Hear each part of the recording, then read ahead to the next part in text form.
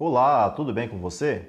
Que a paz do nosso Senhor e Salvador Jesus Cristo venha estar sobre a sua vida e sobre a vida de todos os seus familiares.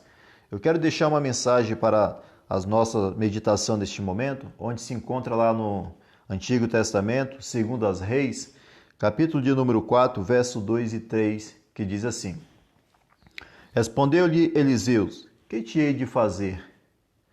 Diz-me o que tens em casa. Disse ela: Tua serva não tem nada em casa, senão uma botija de azeite. Disse Eliseu: Vai, pede emprestada vasilhas, não poucas, a todos os teus vizinhos.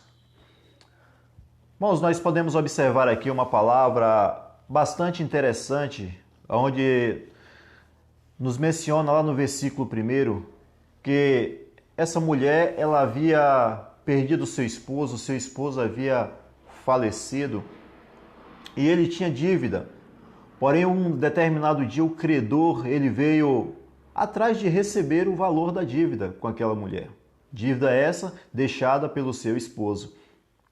E aquela mulher ela se desesperou porque ela não tinha condição de pagar aquela dívida. E o credor falou: olha, ou você me paga a dívida ou eu levarei os seus 2 filhos, né, como servo, no valor da dívida. Aquela mulher, irmão, se encontrou numa situação muito delicada. Por um lado, ela não tinha dinheiro para quitar a sua dívida, a dívida deixada pelo seu esposo. E pelo outro lado, ela perderia os seus filhos, porque o credor falou que o levaria para quitar a dívida. E aquela mulher se viu sem solução, sem uma saída. Às vezes, Deus ele nos coloca em situações onde nós olhamos de um lado para o outro e não encontramos saída, para que nós venhamos olhar para Ele e nos atentarmos para a vontade dEle. Então, não sei o que você está passando ou enfrentando neste exato momento, mas eu quero te dizer que Deus está no centro da vontade de tudo. Tudo que Deus faz é para nos direcionarmos e nos imposicionarmos a chegarmos na sua presença.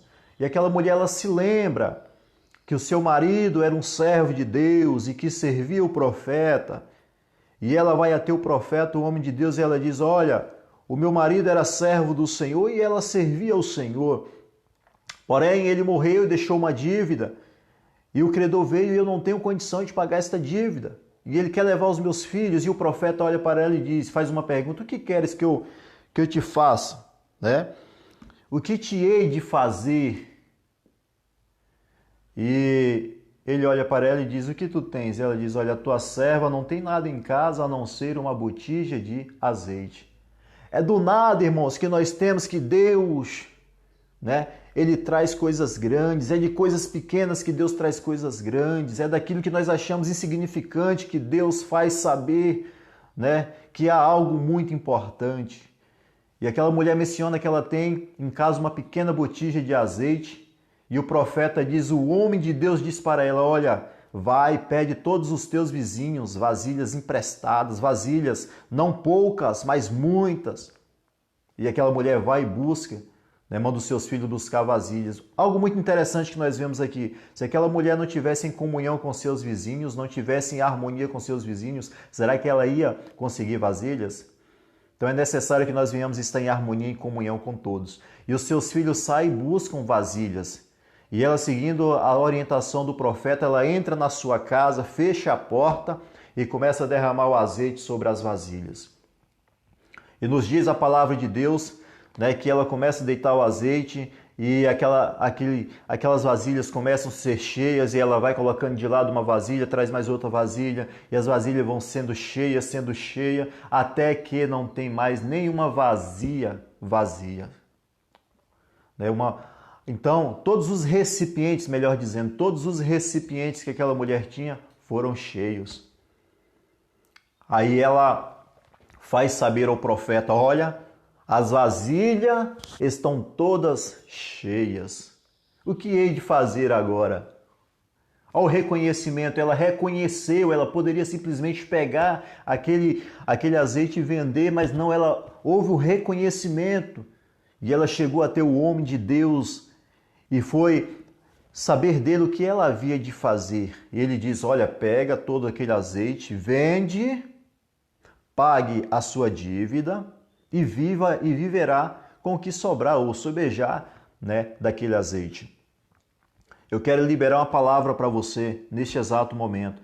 As bênçãos que Deus irá derramar sobre a sua vida será tão grande, mas de uma maneira tão extraordinária que você parará e ficará atônito sem saber o que vai fazer ou por onde começar para desfrutar da mesma. Aleluia! Eu quero dizer para você que Deus, Ele é o Deus que contempla o nosso coração, contempla as nossas vidas e Ele sabe da nossa necessidade e das nossas dificuldades. Deus, Ele sabe o que você tem passado, o que você tem enfrentado. Deus, Ele tem contemplado o teu choro na madrugada. Deus, Ele tem contemplado a tua vontade de o servir e por algum motivo você não tem conseguido. Deus, Ele tem contemplado a tua vida, a situação da sua família, dos teus familiares. E Deus, Ele manda dizer para você hoje que Ele está entrando com providência nesta causa, a qual para o homem já não tem mais solução. Descanse no Senhor hoje, tenha certeza e convicção de que a providência de Deus não vai chegar, mas a providência de Deus já chegou sobre a sua vida hoje.